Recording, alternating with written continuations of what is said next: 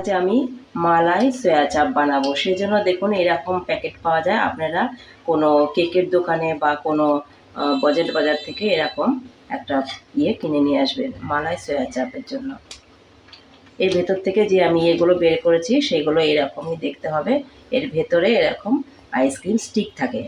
এটাকে একটু ঠান্ডা কম করে আপনারা আইসক্রিম স্টিকটা এর ভেতর থেকে বের করে নেবেন। বের করলে এরকম হবে। এবার এটাকে আমি ছোট ছোট পিচ করে নেব, যেমন মাছের পিচ হয় ঠিক সেরকম এরকম ছোট ছোট পিচ বানিয়ে নেব।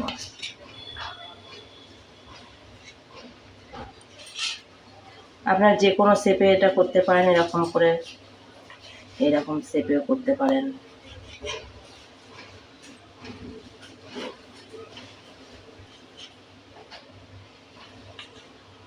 এরকম করে সব কটা আমি কেটে নেব। এই মালাই চাপটা আপনারা বানিয়ে খেয়ে দেখবেন, খুব ভালো লাগে খেতে। এবার এর মধ্যে আমি এক এক করে দেব। এর মধ্যে আমি একটু লবণ দেব, একটু লাল মির্চ পাউডার দেব, আর একটু ব্ল্যাক পেপার আছে সেই ব্ল্যাক পেপারটুকু দিয়ে দেব, আর অল্প একটু আদা রসুনের পেস্ট দিয়ে দেব।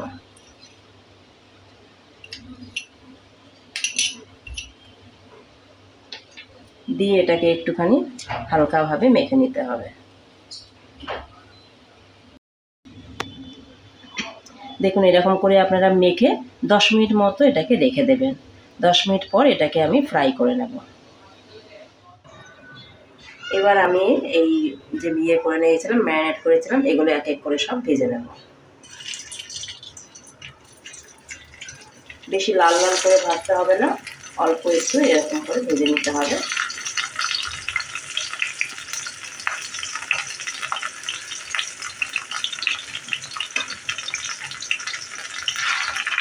মিডিয়াম আঁচ রেখে আপনারা এগুলোকে ভেজে নেবেন। দেখুন এই সয়া চাপগুলো ঠিক এইভাবে আপনাদের ভেজে নিতে হবে, বেশি কড়া করে ভাজবেন না। এর মধ্যে এবার আমি আদা রসুন আর কাঁচা লঙ্কার যে পেস্ট বানিয়েছি সেটা আমি এর মধ্যে দিয়ে দেব।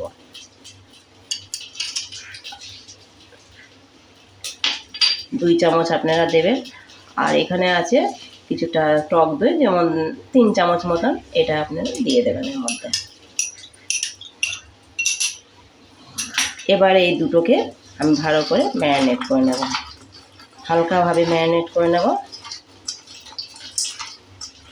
আদা রসুন লঙ্কার পেস্ট আর এই দইটা দিয়ে এটাকে আমি 20 মিনিট মতন রেখে দেব। তাহলে দইটা এর ভেতরে চলে যাবে আর এটাও একটু সফট হয়ে যাবে। এবার 20 মিনিট মতন আমি এটাকে ঢেকে রেখে দেব। মালাই চাপ বানানোর জন্য আমি এখানে 3-4 চামচ মতো দেখুন দই নিয়েছি। এবার এর মধ্যে আমি যে কাজু পেস্টটা বানিয়ে রেখেছিলাম সেই কাজু পেস্টটা দিয়ে দেব।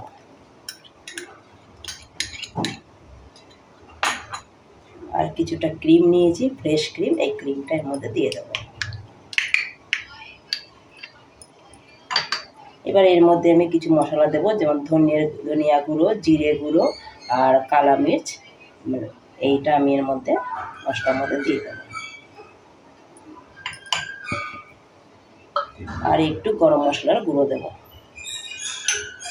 এবারে এটাকে আমি ভালো করে মিক্সড করে নেব, সব ইনগ্রিডিয়েন্টসগুলো ভালো করে এটাকে মিক্সড করে নেব।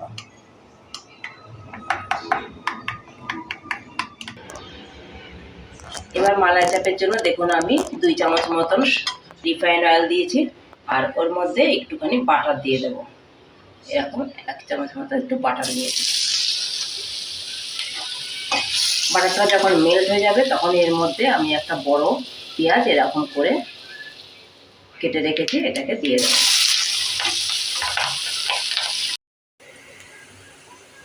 পেঁয়াজটা দেখুন একটু ভাজা ভাজা হয়ে গেছে।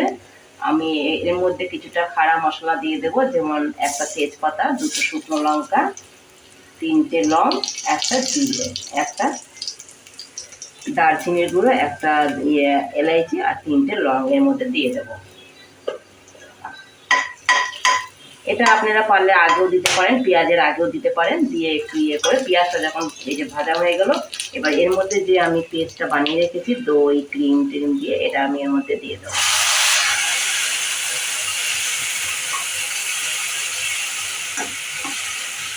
এটাকে একটুখানি ফুটতে দেবো 5 মিনিট। এটাকে একটু নাড়তে হবে, এটাকে অনবরত নাড়তে থাকবে, না হলে নিচে লেগে যাবে। 5 মিনিট একটু এটাকে হতে দেন। এবার এর মধ্যে আমি আন্দাজ মতন লবণ দিয়ে দেবো, আপনারা আন্দাজ মতন করে লবণ দেবেন।